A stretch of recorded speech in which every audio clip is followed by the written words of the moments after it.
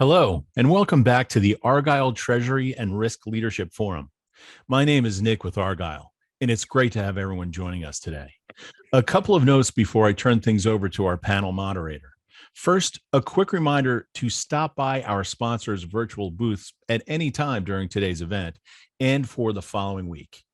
Our partners are committed to providing you with valuable content and a great overall experience. At any time during today's event, you can visit their virtual booths from the main agenda page, which include complimentary materials, information, and meet and greet opportunities. To ask questions throughout the session, simply type into the Q&A chat, and we will address your questions at the end of the session. Now, without further delay, I would like to introduce our moderator, Shu Hanjarne, Vice President of Treasury. Over to you, Shu. Thank you, Nick. Hi, everyone. I'm very glad to be here. I'm a treasury professional with 20 years of experience. I started my career from a startup computer company, then went to a medium-sized medical device company. And in the most recent 10 years, I've been with Fortune 500 multinational global companies. I have worked in treasury function in different industries and with companies at different developmental phases. Okay, now I'm turning it to our panelists. Mark, you want to start? Thank you, Shu. Good afternoon, everybody. I'm Mark Kirsch. Currently, I'm the Vice President Treasury Manager for Sampo International, a property and casualty insurance underwriter, as well as a reinsurance firm. I've held senior treasury positions with multiple firms, including Eisai Inc., Tiffany & Company, Contour Global, Hertz Corporation, and Pitney Bowes. I spent 5 years of my career with Bank of America on their treasury consulting team, assisting corporate treasury teams identify and solve operating challenges. I've got a master's in finance from the NYU Stern School of Business and a bachelor's in accounting from the State University of New York at Albany. Thanks, Mark.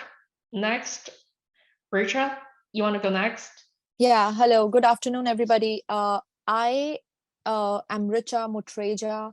I have been working in banking and financials for last 15 years or so. Very recently, I lead the North America retail business for one of the CPG industries, and I overlook their North America retail business financials. I have an MBA from India in finance and marketing, and I love working on the roles that I've had. I've supported multiple business units on the finance side, and I currently lead the North America retail. Thank you. Thank you. All right, Daniel, you want to go next? Well, thank you. Thank you, everybody, for having me today. My name is Daniel Perez. I'm the Director and Assistant Treasurer here at Horizon Blue Cross Blue Shield of New Jersey. I've been in Treasury, 20 plus years now, in pretty much that same role, but for different organizations. Earlier in my career, I was the Treasury Manager over at Bed Bath & Beyond. So I was in the retail industry, and then I went to the property and casualty industry, working for Chubb Insurance as a Assistant Vice President of Treasury Operations Administration on there. Been here at Horizon about 8 years, and pretty much manage pretty much all facets of Treasury operations, some investment operations as well, remittance and analytics here at Horizon. Thank you for having me. Thank you. All right, last but not least, Ambrose. Hello, and thanks for the opportunity to speak to the group. My name is Ambrose Phillips. I am currently Global Treasury Vice President and Head of Corporate Development and Strategy. I started out my career at the Fortune 500 level, and I've kind of worked my way backwards in terms of working at smaller and developing companies over the years. I've worked in multiple industries. I've worked from manufacturing to transportation to GovCom, as well as corporate development, but I spend most of my time in the healthcare space. I've worked for publicly traded companies, privately owned companies, as well as venture capital and private equity structured companies. So I've kind of worked the gambit and have worked very closely with business units and kind of focused on end-to-end phase of business development. All right. Thank you, everyone. If you guys are all okay, I'm gonna ask questions now. All right, first one. From your experience, how have you seen the finance function evolve over the past couple of years? Please share any real world examples. Mark, you want to take this one? Sure. Thank you, Shu. So in thinking about this, I look back on my career and I can remember when finance was kept away from everybody. You know, offices were very siloed. Now we've got open floor plans, but back then there were rooms and finance was kept in a separate room. We didn't want finance talking to anybody. But with the evolution of the global economy, with the evolution of the way we look at business, finance functions have really undergone a metamorphosis. You know, we've gone from focusing on the what, which is really a functional point of view. How do we do what we do? How does accounting perform their job? How does treasury, you know, make payments and figure out what balances were? And now we're focusing on the why, which is a much more strategic point of view. And really the how. How can we make things happen? And in all of our organizations, regardless of size, the CFO has gone from just reporting results to providing insights and answers to some really hard questions. If you're a public company, whether it's the analysts or actually large investors, or if you're a private company, you know, the venture capital partners, we've got to provide not only what happened, but we've got to provide in-depth explanations as to the reasons behind it. And then in terms of how we're going to deal with it, the levers we intend to pull. And really what all of this has done has made finance and finance leaders adopt a more data-driven approach to our decision-making. You know, in this morning's keynote address, you know, there was a mention of KPIs, there was a mention of dashboards. We do benchmarking. And really, we're asking ourselves every day, what is the data telling us? And that is a very dramatic change than 10 to 15 years ago. Yeah, I will agree with that. We Yeah. become more value driven. Okay, Richa, why don't you Yeah. share your perspective here? I would love to add some, especially being a leader in finance for last 6 to 8 years and being at that higher level of that finance leadership. I believe, like Mark said, the roles have evolved significantly. When I first started in finance, it was more driven on like reporting the data or the numbers and just like staying in your own different silo and not being able to communicate to the strategic leaders or the like the executive leadership. I see my role has significantly evolved, and being a finance leader, I'm today responsible to one, report the number, which has been a very traditional finance role, but also to tell the whys and the drivers and what's new, what's changing.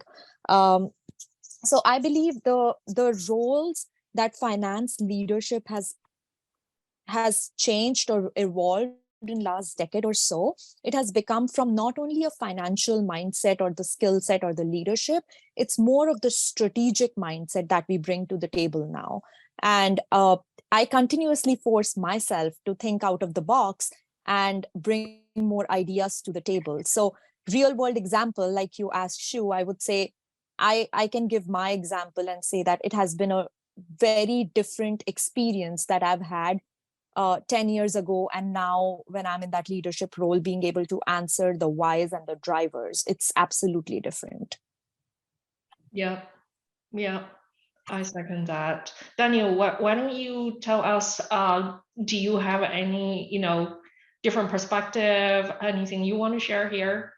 No, thank you. I think, Mark, we got touch base on it very well. The only thing I would add, I mean, and I think, Mark, to your point, data analytics is a big part of our day-to-day roles now. And I think the important things are, what am I doing with that data? What am I doing with the analytics, and how's it going to, drive, results on that? But one of the things that, and I might say the saying wrong, the more things change, the more they stay the same. And I think in Treasury, especially, you could do the nice, fun, data functionalities, analytics things, but I think you always got to be consistent to your core functions, and not lose sight of the responsibilities you have to have, and ensure you have good controls for those responsibilities. What do I mean by that? We've all seen what happened in the banking market. You need to really ensure that the core stuff doesn't get lost, i.e., am I well placed for FDIC insurance? Am I overexposed on that? Because sometimes with a lot of the data, a lot of the systems and opportunities, sometimes we could lose that portion of our functionality. So my message is, it's always just keep consistent with your core functions, audit your processes, audit that, because that doesn't go away. We did that 20 years ago, 30 years ago. It's still viable today. So that's the message I would probably give for this. Yeah. We as treasury professional, we manage cash. In my particular case, we manage billions of dollars. So yeah, that's definitely the core responsibility, no denial of that. Ambrose, I don't know if you have anything to add here. I think you want to share. Yeah, I would add, Shu, that in addition to Mark's recap, which I fully agree with, I think in addition to the what and whys, I would add what now, right? Because I think as part of our role, we've become business partners with our business units, where in the past, we were fairly siloed, and we had very little interaction with our business leadership. Whereas now, the company, the organizations that I've worked with have been very flat, and it's all hands on deck. In particular, when you're owned by private equity groups, you're very lean, and it's everyone, pitching in for the same goal. And so I find myself working very, very closely with our business leaderships in trying to address the what now. And that is, what are the tools, what are the best practices that will give us that opportunity to enhance our bottom line, our EBITDA, and so we've become partners, focused on in areas that in the past we may not have been completely part of, or maybe just a small player in that process. Yeah. I found it to be easier to be integrated with the broader cross-functional team. And another thing that I don't know, Ambrose, if you agree with this, is we get seeked out by other business leaders more than we did before. And people value our opinion, people value our contributions, which is easier for us to make a meaningful difference today than before. Yeah, I would agree. I get inquiries from our contracts department. There was a time in space where no one from contracts would call me. But what we find is language in contract can be restrictive, and restrict our terms, restrict our means of managing our cash and making payments. So now, as we start to unwind that process end to end, the contracts people realize, okay, maybe there's language in here that we need to run up the flagpole and make sure we're not hurting ourselves as an organization. So you're absolutely right. It's expanding, and we've become a business partner with hopefully a nice set of tools in our toolkit to help. Yep, definitely. All right, if you guys are okay, let's moving on to the next question. What roles and responsibilities does the modern day treasurer have? And how does this compare to their traditional operations from the past? I think we touched on this a little bit, but like to hear your perspectives. Berta, you want to start us off on this one? Sure. I think, like you said, Shu, we did touch upon this a little bit, but I will just expand on the same thing. In my head, I believe the treasury department or the treasurers of the company are also like finance leaders, and their role has evolved to be a more centralized role in the last decade or so, from being traditional cash managers or just like doing that traditional treasury stuff. They now are they actually have a role, and they that has continued to expand with more responsibilities. They now collaborate with the increasing arrays of the business units. They are now the advisors to the senior managers and the executive leadership. They are heavily involved in the capital allocation decisions of the business units, which is very different than how the Treasury Department was looked upon 10 years ago. I think the primary reason for that, from what I think, is the technology. It has played a key role in helping that shift from a traditional treasury role to be a more like from the person who embraces the strategy now.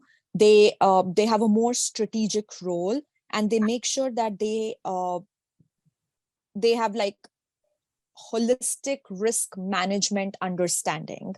They act as an internal consultants to the business units. They are now members of the executive leadership. So I can see that shift from the more traditional, like transactional treasury work, and like we talked about the finance leaders, to more of a strategic thinker. They are the excellent communicators. They are now becoming, they have the functional excellence. They are, they have like a presence and credibility at the board level. So all these things are pretty new to the Treasury Department. And I want to close by a statement which was said by a CFO of KLM. He said that the treasurer is often an important person to develop the story and to communicate with the financial markets now, which I don't think I could have said that statement 10 years ago, but I don't have any hesitation saying that today for the Treasury Department. And I'll stop there to hear what others have to say about that. Right, Daniel, I saw you nodded your head while listening to Richa's, statement here. So, do you want to share your perspective, Daniel? Yeah, no, this is a great topic, and it's something I believe wholeheartedly on that. And I want to take a little bit of Ambrose, what Ambrose said and Enrique about strategic partner. I think it, from a treasury perspective, I think you're successful when folks are coming to you for advice and thought and strategy, versus, hey, they already did something and they put something in play, and then after the fact something's implemented is when you're getting involved. So I think as a treasury professional, I think your departments are probably being run well when you're starting to see before things happen, or when things are being thought of, you're being included in the discussion. That's where the strategic partnership really comes into play. And, I could say Treasury 15, 20 years ago, it was a back office function. Somebody that managed cash and just make sure the checks were paid and stuff like that. That's not the case anymore. Successful when you're part of the strategy to begin with.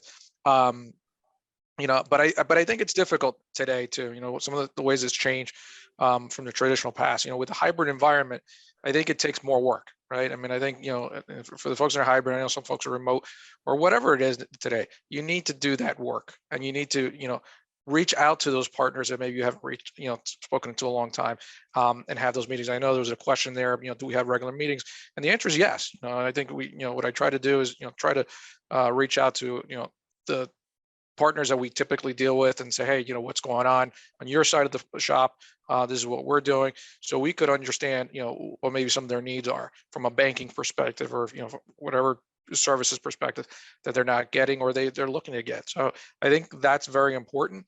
And in this environment, it's, it just takes more work in building those relationships and those partnerships. Right, relationship building is very important.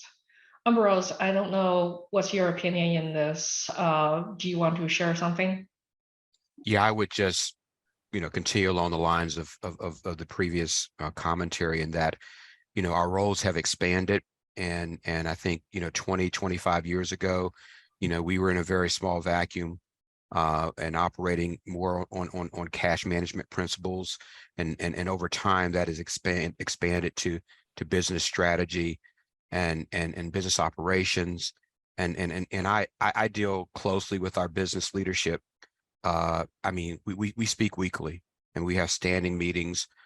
You know, being part of corporate development, I also get involved with our M&A strategy. So I have to deal with our business leadership quite a bit, and it's just kind of led into this you know, constant relationship of working, you know, collaboratively with each other. And so I think that's part of the reason why you do see in some treasury organizations, you know, their responsibilities and expanding more into, you know, whether it be, you know, corporate development, you know, M&A. Some groups are expanding into those areas because you have to be kind of lockstep with your business teams and understanding, you know, the pressure points and the issues that are concerning to them, as well as, you know, those issues that are concerning from a treasury perspective.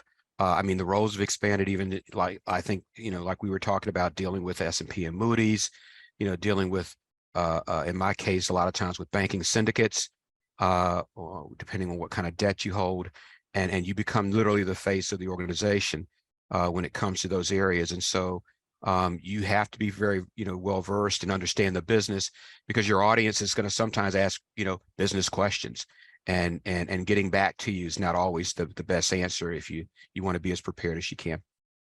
Yes, I agree with that for sure. Mark, do you have anything to add here?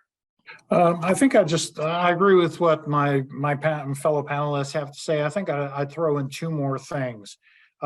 Really, that modern treasurer, you've got to be focused on three areas. You got to be focused on liquidity, you got to be focused on capital, and you got to be focused on risk. And, you know, this unto itself can be a whole another hour. And the order that you're focused on is really depending on what the needs are of the business at that particular moment. But I think really the one thing that we need to address is you've got to have that strategic mindset. And as an old teammate of mine came up with this, it's really, what's the golden thread that links treasury initiatives to those strategic initiatives of the finance function and the overall organization? If you want to have a seat at the table and you want to be a contributor, the actions that the treasury team take have to relate to what's going on in the world around you, and specifically in that organization. And so if you have this, well, we're going to do this just to make ourselves better, that is just too narrow a focus. How are you going to help the organization achieve its goals? And what is it that you do that's going to, for example, if you're in retail, what can you do that helps somebody on the sales floor do their job better? Right. Yeah, we care about the overall company success, not just our own individual, you know, little work. That's definitely something on my mind these days. Okay, all right, moving along. Next question I have for you all is, how do new automation capabilities directly impact the treasury function? And what tools or technologies should be prioritized? This is a very interesting question to me. Why don't we start from Daniel first? I really like this question because there's no right or wrong answer. It's really understanding what is important to you as an organization. So the first thing is, and coming to the treasury, first thing you got to do is, okay, what are we doing and what's important to us? Is cash flow important to you? Is, you know, KPIs important to you? Is, you know, automation important to serve? Whatever it is, you need to understand on that, and that's how you prioritize. But a couple of things that I want to touch base on, especially in treasury. Listen, you know, cash doesn't sleep. You know, folks are still going to get paid. You know, banks still need to be funded. Everything has happened on a daily basis. And in this environment, you know, with the market as good as it is in some aspects from a job perspective, you need to be prepared from a treasury perspective to address any potential turnovers in key areas within your department. And with that, what I mean by that is maybe you need to prioritize in automation for certain things that, you know, listen, can't be not manage on a daily basis. Do you need to invest in a treasury workstation, right? If you don't have it today, that's key. For example, my department, I just had a presentation today. One of the things I look at my treasury workstation, it probably does the work of 4 different people. So if I didn't have one, I would need 4 folks to manage it on a daily basis, just based on our volume. So things like that. And what other functionalities do you have that need to be addressed on that? From an automation perspective, things that we've looked at is, are more so of non-value add work that we're doing, pulling information, downloading statements, doing things that are just a robot could do, and we've implemented and we're continuously doing RPAs on that. So it sounds very sophisticated, but at the end of the day, if you've got the right consultants or the right firm, it's not as bad as you think, and you can be amazed on something that takes somebody 30 minutes to do. It takes the bot 10 seconds to do. So those are the things that we've been looking at and implementing, looking to implement Power BI for more interactive work. But at the end of the day, working smarter, not harder. But I think this question is something that folks need to self-reflect first and see what is taking their time and do that. Because the last thing I'd say about it, as treasury professionals and finance professionals, you're getting bombarded with every widget and function out there that is available. You need to make the right decision and what fits you, not just what's fitting other organizations. Right. Yeah, I'm getting challenged in that particular area as well. But I'd love to hear your perspective, Ambrose, that what do you think? I kind of agree with Daniel's comments. I would add just a different twist to this, having had a unique experience in having to stand up a treasury organization from the ground floor. And so what you find, I've had to do that on a couple of occasions, and what you find is that you literally have to go through all your processes, right? And in doing so, you do basically a gap analysis of your process versus best practice. And then once you determine that, you determine, okay, based on those gaps and things that need to be put in place, what's going to give the organization the biggest benefit. And so you just kind of prioritize based on that. And so maybe, there's certain aspects of the business that are more important than others. And so you basically set your priorities based on those factors. And so what I have found is that, you can go through this process and you identify opportunities, a multitude of them, but you have to prioritize and determine which ones are going to give you the biggest, benefit to the organization. And to Daniel's credit, I mean, there's a lot of, to his point, a lot of, tools out there that can allow you to benefit and achieve some economies of scale in terms of, not having to carry as much staff. It gets trickier, but it actually is beneficial, and particularly when you're in a global setting, right? When you're in a global company where, you've got a lot of moving parts, timing differences and the like, where systems can really help you. Treasury workstations and even in some cases they're banking products right now that can allow smaller organizations. And I think I saw a question somewhere in here about from the audience, what about smaller businesses that don't necessarily have a huge budget? There are banking softwares out there that can help you a little bit in gathering information, compiling information, and having visibility, in a relatively efficient manner. Yeah, there are certain things out there that can be utilized. Mark, what do you think? Well, I think to echo some things that both Daniel and Ambrose said, automation helps us reduce errors and really free up the resources from performing non-value added activities. We really need to get away from some of those activities. You want to redeploy your assets to those critical initiatives that you have. But I think one thing that's really imperative is changing the mindset within your organization from the mindset which has traditionally existed that Treasury pushes information out. Because think about it, we are a data hub. We see more information across our desks than a lot of functions. So move away from a push to a pull. Give your internal clients the ability to log into the systems that you have or access your share drive and pull out the information they need. There's no reason that we have to push this out to our internal customers. I think we want to organize data into consumable populations. And that's where something like a treasury management system comes in, because you're able to take all this random data, categorize it, and put it in a format that enables you to make those data-driven decisions.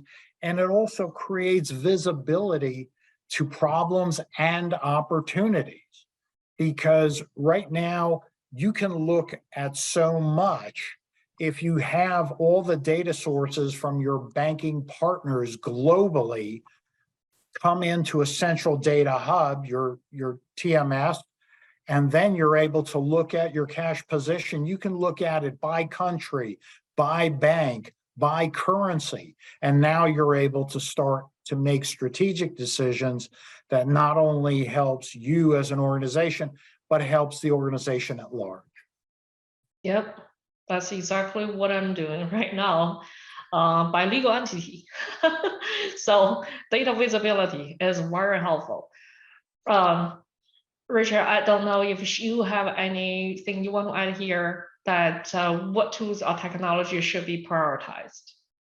I think everybody has covered everything, nothing new. I just believe we need to move towards more technology savvy work environment just to bring more operational efficiencies in the processes that we are handling. And I think outside of that, everybody else has covered all the points. So we can move to the next question probably. Sure. Thank you. Okay, so this is actually the benefit side. How do you determine which finance processes to automate first to ensure a successful transformation? Now, for this one, Ambrose, do you want to start us off? Sure. I think it kind of depends on where you are as an organization. Are you in a kind of growth and development, phase? Are you in a more mature situation where you're refining process? I mean, if you're a smaller business, your issues may be more, actual payments, transactional, banking relationships, visibility concerns, just basic blocking and tackling, just getting the trains to run every day, so to speak. And so you're going to be focused in on making sure that, the payment process is efficient, and being focused on receipts and making sure you can relieve your AR, and just a lot of basic things that, more mature companies may already kind of have more established. And then as I think you grow and mature, as a treasury organization, then you start to kind of evolve into more of business related concerns, where now you're dealing maybe more with okay, what's DSO looking like, what's DPO, what's working capital looking like, and starting to FX and gains and losses and exposure there. And so you start to expand into those areas. And basically what I find is that, for me personally, having to work very closely and spend a lot of time in the healthcare space, where we were very focused on revenue cycle concepts, or what I would call contract to cash. You're focused on that complete cycle and where your opportunities lie in that cycle. More recently in the global development space, it's more of a working capital exercise. And so you're focused on, you're making payments to your projects. You're trying to get your expenses in to bill, in the most efficient manner. You're trying to get that bill out so you can ultimately receive a payment from your client. And so it really depends on where you are as an organization. It kind of dictates where those priorities need to be. But as you start to mature more, you start to get more involved in areas that start to be more of a business cycle type of relationship and activity. Yep. Well, I certainly see that point. Mark, what do you think? Well, sure. I think every organization that I've joined, where I've taken over the treasury I kind of start out this way, and it's critical to understand how your human resources are deployed during any given month and the time required to actually perform those tasks successfully. And then assigning those tasks a numerical value in terms of what kind of value they're adding to the organization. Are we spending too much time on low value or activities? Are we spending enough on those high value activities? Now, it's a bit subjective and it's going to vary by every organization, but it's going to force everybody to think about how we're actually using our teams effectively. And then it's something, technique we used to use, the 5 whys and the 5 hows. Really, the 5 whys, it helps you drill down to the root cause. So you keep drilling down into a problem, and essentially you're asking a question, you come back with the question why, and you're forcing everybody to start going down to the root cause, because you learn over time that certain activities are being done the way they are because they've always been that way. Maybe they were put in place initially to handle a very specific problem. And then there was a turnover in leadership and nobody ever said, stop doing it. We just keep doing it. So go keep asking that question. Find out, ask everybody, why are we doing this? And then they give you an answer and say, but yes, but why? And you go down this 5 times, you actually come down to that root cause. And then the 5 hows, when you're trying to develop a solution, ask people, how are we going to do this? And again, you start breaking it down. So you start figuring out what is it that we actually want to accomplish. And then you can start looking, as we talked previously about automation, is let's look at the available tools that are going to help us actually do this the way we want it to be done. Yeah. We somehow have to challenge the traditional wisdom to make it work with the modern day requirements. Exactly. Yeah, exactly. All right, Rachel, is there anything that you want to add here? Sorry, I would start by saying that whenever I move to a different role or a different organization or a different team, the first thing that I try to look at to look at the opportunity to automate is that where is my team spending most of their manual effort? And is it worth spending that much time manually, or are there possibilities of automating some of that processes? And then we work backwards to see, like, for example, the budgets, the monthly estimates, those are few processes which I feel like are happening month over month over month, where people are spending significant amount of their work and where we need a significant change in order to make a single source of truth. So that's where I personally start to go back and try and automate some of those processes, because that's the area where my team spends most of their time and effort. So we try to put together a system where we all can get into and pull the information, and it becomes the single source of truth, and we are not pulling information from different sources and trying to alter it and reconcile it back and spend a lot of hours there. So that's where I personally start whenever I move to a different team or a group. Okay, all right, that's how you do it. Daniel, the same question goes to you. I'll be short and sweet because I know we're getting to Q&A. Everything is measurable, right? You can measure everything. So I would look at your processes as in the way you would look at a major project from an ROI perspective. What's your return on investment? There's one, there's a return on investment from a dollar's perspective, great. But the return on investment can be measurement on time as well. What is that return on time? So I think the first thing is to assess your process.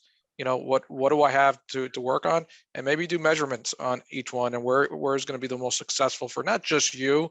I think Mark touched up base on it, holistically for the company. Sometimes you have to be unselfish in this process and say, okay, yeah, this might only help treasury 10%, but it's going to help billing or another area 90%. that's probably a better source of automation on there. So I would say measure everything, and that should be able to help you determine what you work on first. Okay, all right. Before we go into the live questions, one more thing I think the audience is going to be benefited by listening your answers to this question as well. Here it goes. How can updating traditional processes help mitigate risk and increase data protection? This is very relevant. So Mark, let's start from you. All right. Manual processes rely on human beings to do what's right, but, criminals, they identify human frailties and weaknesses to get what they want. Automation really helps us define a single version of the truth. We execute one way regardless of the situation, and you require approvals to act. Automation also incorporates ways that we can authenticate users. We all know about business email compromise.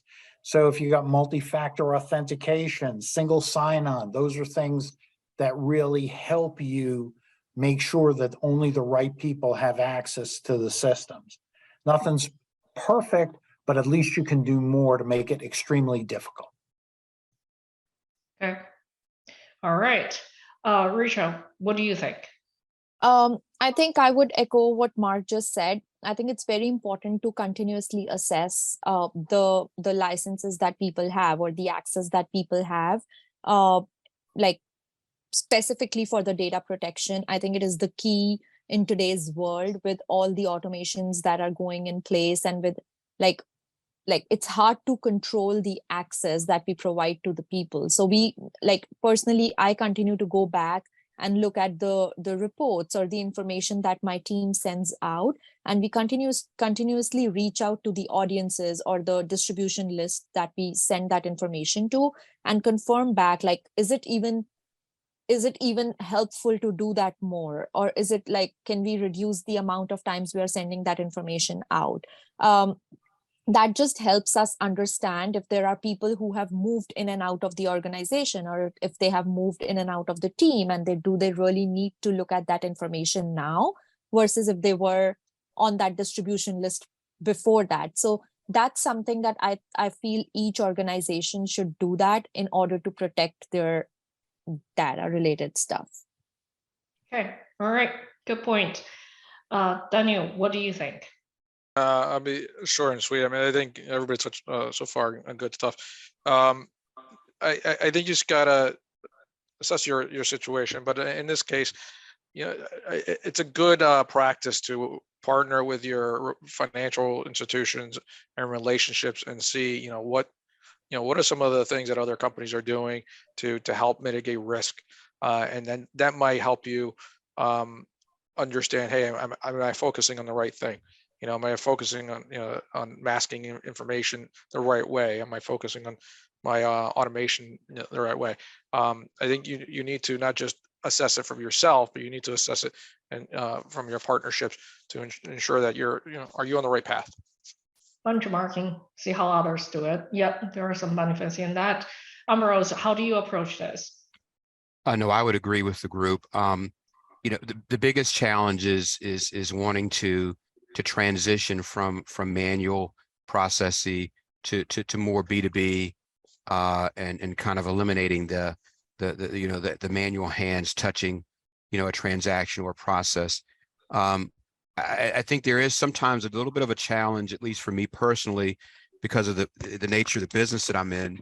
Us dealing more with the business units and being more partners with the business units has opened up access to banking information sometimes by our business partners. And so you have to make sure that you're making good decisions there, and that you're constantly reviewing, those accesses to make sure that they're appropriate and adequate.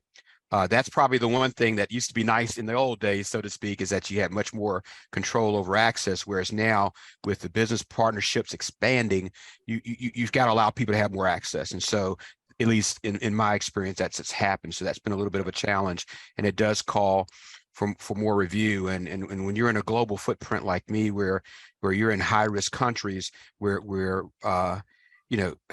they're very, complicated schemes out there that are constantly being, tried. You have to really kind of stay on top of things. So it's that constant review of who has access, confirming that that access is appropriate, and then also just kind of going through your rigors of making sure that your processes are strong. Okay, all right. We still have a little bit time left. Really like to address some of the live questions from the audience, and I'm trying to find the questions that I haven't addressed at all during this discussion that we had so far. Here is a question I find it to be interesting. To what extent do you use blockchain in your present roles and organizations? That's a very new technology. I don't know anyone have experience with that. I see Daniel shake his head, so you don't. I've heard it for the last 10 years. I still don't understand it. And if I don't understand it, then I can't use it. I say there's a lot of things out there that sound great, feel great, but for me, it's just always been, it's a hard thing to grasp and automate. So that's why don't feel overwhelmed and, hey, should we be doing this because everybody else is doing it? But because like I said, it's not an easy thing to do. No, it's not. Anybody have any experience of using it from the panelists? And I see Mark shaking his head as well. I don't know. Okay, all right, Amber as well. Rachel, I can't see you, so I don't know if you have anything to share here, or you don't have the personal experience either. No, I don't really. Okay, all right, there you go. Whoever asked this question, didn't use it. All right, so the next question is, how has the recent interest rate increases impact cash flow management? I find this very relevant. So who wants to take this one first? Well, I'll jump in. I'll throw in some thoughts. So regardless of whether or not you're in a cash positive or a cash negative situation, the interest rate environment has really pushed cash management, liquidity management into the spotlight. If you're in a cash rich situation, it's how do you maximize the return on these assets? Keeping excess balances in your bank accounts is no longer acceptable. So ask yourselves, what options do I have to put this in place? Do I have my banking partner is offering time deposits or corporate money funds available? If you don't have an end of day sweep in place, you better get one in place. And if you're a borrower and you want to do the same things, because if you're borrowing funds, you're borrowing them at higher rates than you've seen in a decade. And so anything you can do to negate the need to borrow funds is going to go straight to the bottom line. So cash liquidity management, you are in everybody's crosshairs these days. Yeah. Go ahead, Daniel. I saw you wanted to chime in. So go No, ahead. I couldn't agree more. You're in both sides of the shop either way. So you recommend you automation is key on that, and whichever way you need to, if it's a banking product, a workstation, whatever you need to make sure you understand your positioning at all times, because one way or another, you could be leaving a lot of money on the table, or you could be paying a lot of money on the table, depending how, which side of the coin you're in. Yep. Ambrose, I saw you wanted to. Yeah, I would agree with the comments. I mean, to Mark's point, I mean, the good news is that although interest rates have gone up on the investment side as well. And so there's an opportunity on both sides there that you have to make sure to take advantage of. And you also want to make sure that, the one good thing that actually came from COVID in a lot of treasury groups is that it really forced us to look at our operations, right? You were having all kind of scenario analysis that you had to do in terms of, cash run out, right? If revenues just stop for some reason. And so, I think we come into this new uptick of interest rates with a lot more intel, right? A lot more knowledge of our businesses and what the pulleys and levers are to impact our cash flows, and also having a game plan to counter those areas that are adverse to our cash flows. And so, I think we're in a better place now to manage those things, but you definitely want to manage it and get ahead of it and make sure you're taking advantage of all the opportunities, as well as, you get into working capital issues, right? And making sure that you're not spending your money too fast, making sure that you're properly managing your working cap so that you don't have to overborrow if you have a cash deficit type of position. Yep, definitely. Richard, I want to give you a chance to see if you have anything different to share here. Yeah, I would say the working capital management that Ambrose said, that's a very well said statement. I believe we all need to manage that in the times that we are in. It's such a volatile market right now, so we don't want to be cash poor or cash rich at the same time, depending on what side of the coin you are at. So yeah. Excellent. And we have to leave it there, but thank you so much, everybody, for such an insightful panel discussion. I also want to thank everyone else for joining us today. This session, along with all of today's content, will be available on demand following the event. Thanks so much, everybody.